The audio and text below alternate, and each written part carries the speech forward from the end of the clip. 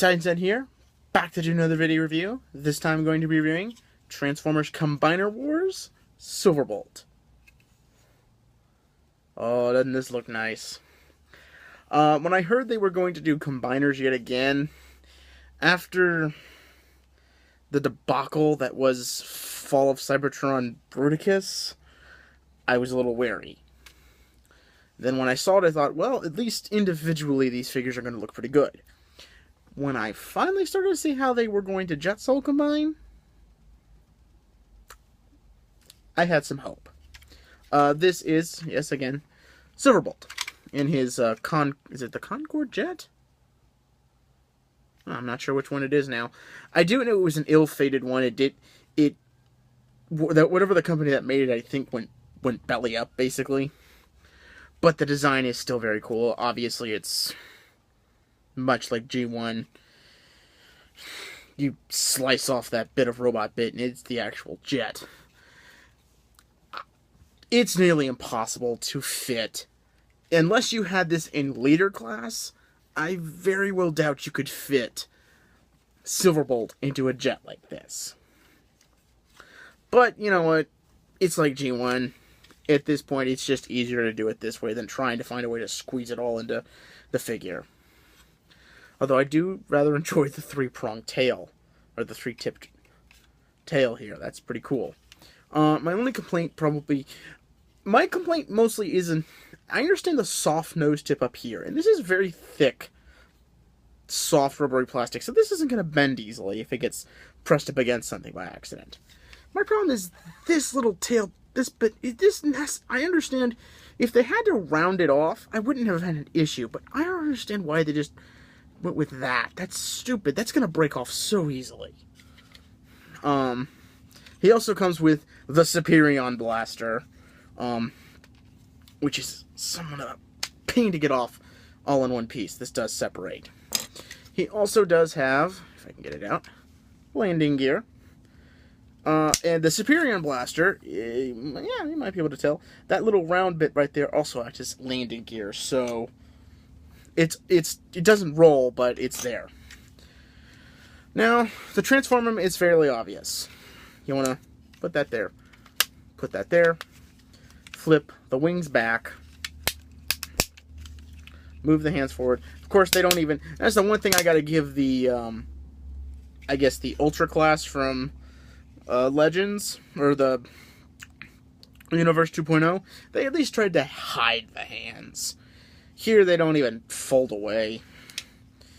I am not going to go over the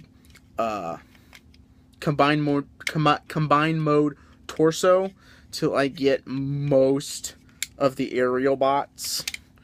Or at least get the first wave of the deluxes. Because I want to do that in just one video rather than splitting it all up into multiple videos. Come on. Although I will say it's kind of clever. If I can get the dang thing to come up. Where they put how they flip the head into the chest like that. Rather than just having like a sliding peg, but now this is him in robot mode. Instructions officially say to have the wings back like this. Personally, I try to have them out a little bit at an angle. I just kind of enjoy it that way.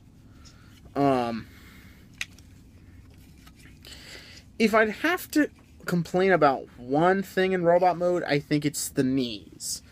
I don't know if you can see, it's double jointed, and it's double jointed for a reason. It's for combiner mode.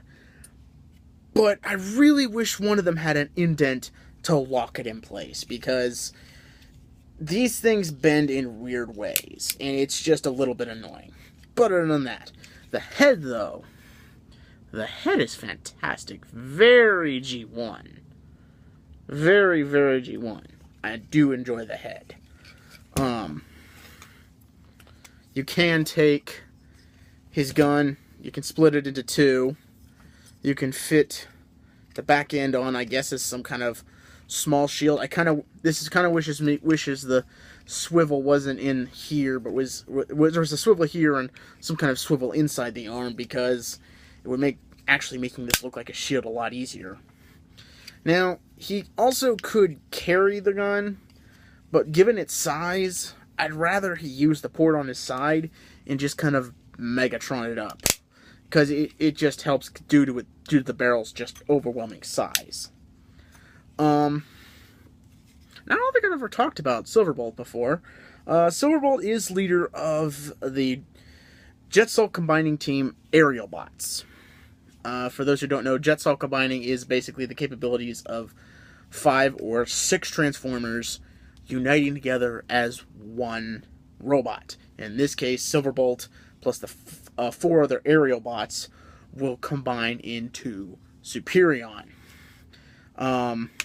And I'll talk a little bit more about Superion in the Combiner review. Silverbolt himself, however, was created in G1 during... Was it the Key to Vector Sigma? Yes, Season 2, the Key to Vector Sigma. I think it was Part 1 or Part 2. I think it was Part 2. I may be wrong. It was either Part 1 or Part 2. I know it was in there. Whereas all the other aerial bots are really happy to be aerial bots and ready to fight the good fight and ready to fly high, Silverbolt doesn't.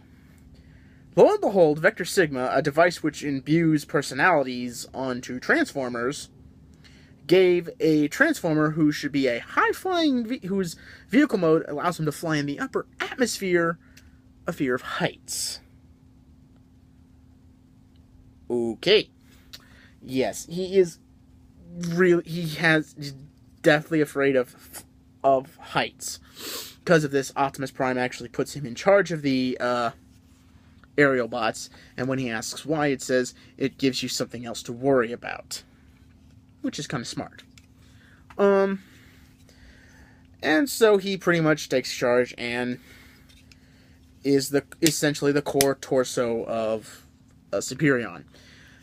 A very cool Transformer. It's hopefully a very strong indication of how Combiner Wars is going to turn out.